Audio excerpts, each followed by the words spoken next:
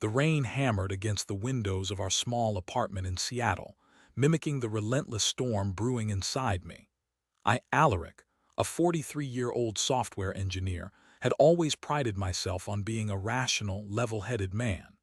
But what I discovered that Tuesday morning shattered my carefully constructed world, leaving me adrift in a sea of disbelief and pain. It started subtly, almost imperceptibly. My wife Bronte, a vibrant and successful marketing executive, had been working late more frequently. Her explanations were always plausible: a demanding new project, a crucial client meeting, the usual corporate jargon. I trusted her implicitly.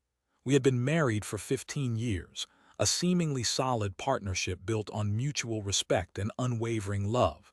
Or so I thought. The first flicker of unease came a few weeks prior. Bronte had always been meticulous about her appearance, but suddenly there was a noticeable shift. New clothes, more frequent trips to the salon, a different perfume, subtle changes, but enough to prick my antennae. I dismissed it as her simply wanting to feel good about herself, a natural desire. But then came the phone calls. Whispered conversations in hushed tones, always when I was in another room or out of the house. When I asked, Bronte brushed it off as work-related, but her evasiveness felt different. That Tuesday, I woke up early with a nagging cough. Deciding to work from home, I called in sick. Bronte had already left for work, or so I believed. Around 10 a.m., I needed a file from her laptop. I found it on the kitchen counter, still open. A message notification popped up on the screen. It was from someone named Quentin. My heart pounded in my chest as I clicked on the message. It read, "Can't wait to see you tonight, my love. Meet you at the usual place." The world seemed to tilt on its axis. Quentin? Who the hell was Quentin? My mind raced, trying to find a logical explanation. A colleague, a client.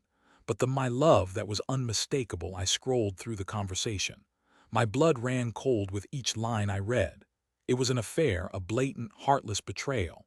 They had been seeing each other for months, meeting in secret, sharing intimate moments. The messages were filled with explicit details, promises of a future together, and cruel, mocking references to me. "Alaric is so clueless," one message read. "He thinks everything is fine." The words hit me like a physical blow. Clueless. That's how she saw me. A fool, easily manipulated, completely oblivious to her deceit. I felt a wave of nausea wash over me. My hands trembled as I continued to read, each message twisting the knife deeper into my heart. They had even planned a weekend getaway, a romantic escape to a secluded cabin, all while I was slaving away at work, believing she was at a conference. I slammed the laptop shut, unable to read anymore. The room spun around me. My breath came in ragged gasps. I stumbled to the couch, collapsing into a heap of despair. How could she do this? How could she betray me so callously, so completely? We had built a life together, shared dreams, supported each other through thick and thin. Was it all a lie? Had our entire relationship been a charade? I spent the next few hours in a daze, replaying memories in my mind, searching for clues I had missed, signs I had ignored. Everything seemed tainted now, every smile, every touch, every whispered "I love you." When Bronte finally came home that evening, I was waiting for her, the laptop sitting open on the kitchen counter. She walked in, her face bright and cheerful, completely unaware of the storm about to break. "Hey, honey, how are you feeling?" she asked, pecking me on the cheek. I recoiled as if burned. "I know," I said, my voice barely a whisper. "I know about Quentin." Her face drained of color, her eyes widened in panic. What are you talking about?" she stammered. I gestured to the laptop. "I read your messages, I know everything." She stood there for a moment, frozen in place before the facade crumbled.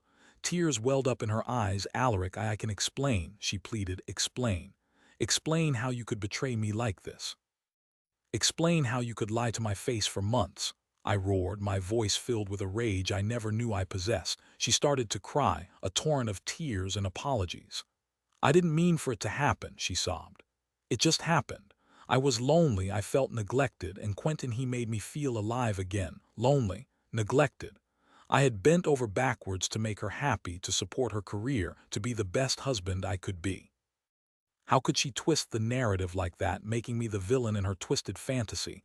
"Don't you dare try to blame this on me," I said, my voice trembling with fury. "This is on you, Bronte. You made a choice, a conscious decision to betray our marriage, to betray me."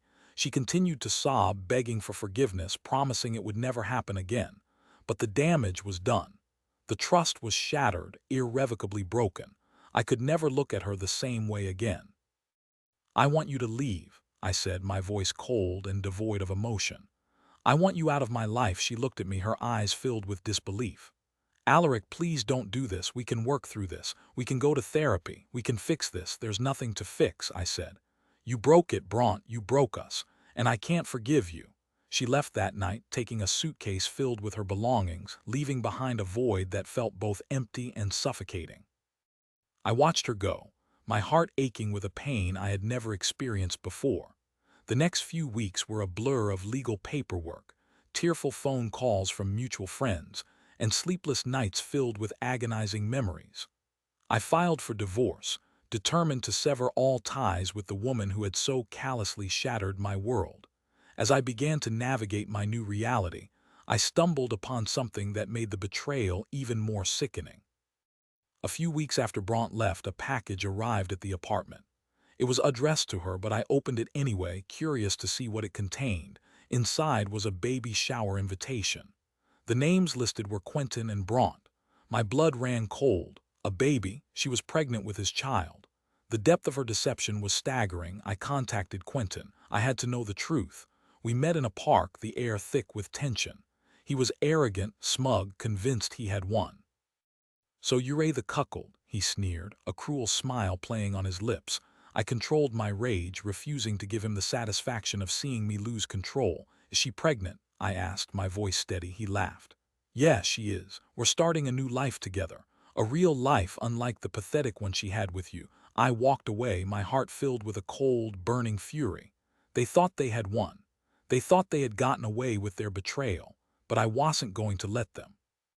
I consulted with a lawyer, determined to expose their deceit. It turned out that Quentin was married as well. His wife, Iolanthe, was completely unaware of his affair with Bronte. I decided to reach out to her to reveal the truth.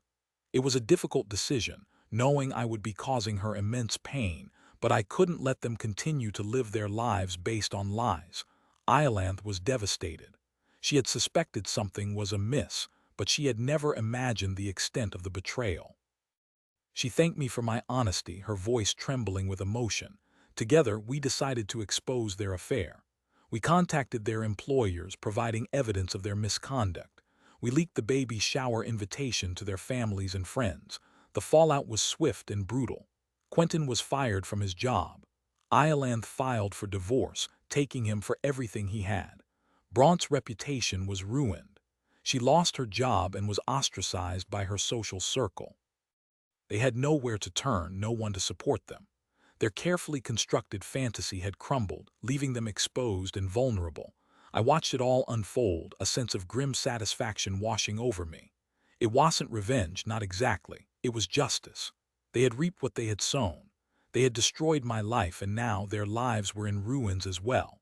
But as I sat alone in my apartment, the rain still pounding against the windows, I realized that even with their downfall, the pain remained. The scars of betrayal would never fully heal. The trust was gone, perhaps forever. I started focusing on myself, on rebuilding my life. I threw myself into my work, rediscovered old hobbies, and started exercising. I began to see a therapist to help me process the trauma and learn to trust again. It was a long and arduous journey, but slowly, gradually, I began to heal. I learned to forgive myself for being clueless, for trusting the wrong person. I learned to accept that betrayal is a part of life, a painful lesson that can make you stronger. Years later, I moved to a different city, started a new job, and met someone new. Her name was Gwyneth, and she was everything Bronte wasn't: honest, loyal, and deeply compassionate. We built a relationship based on mutual respect and unwavering trust. One day, I received a letter from Bronte. She was living in a small town, working as a waitress. Quentin had left her, unable to cope with the consequences of their actions. She was struggling to raise their child alone, filled with regret and remorse. She apologized for the pain she had caused me, acknowledging the depth of her betrayal. She didn't ask for forgiveness, knowing she didn't deserve it. She simply wanted me to know that she was sorry. I read the letter, a mix of emotions swirling within me. Pity, sadness, and a flicker of something akin to forgiveness. I didn't respond. I didn't need to. Her words were enough. I had moved on, built a new life, found happiness again. The scars of the past remained, a reminder of the pain I had endured, but they no longer defined me. I was Alaric, a survivor, a man who had been betrayed but had emerged stronger, wiser, and more resilient. The rain had stopped. The sun peeked through the clouds, casting a golden glow on the city. I smiled, a genuine smile, a smile that reached my soul. Life was good, and I was finally free. My story is a testament to the resilience of the human spirit, a reminder that even in the face of unimaginable betrayal, it is possible to heal, to grow, and to find happiness again. It's a story of heartbreak, but also a story of hope, a story of survival, and a story that I hope will resonate with anyone who has ever been betrayed, reminding them that they are not alone and that they too can find their way back to the light.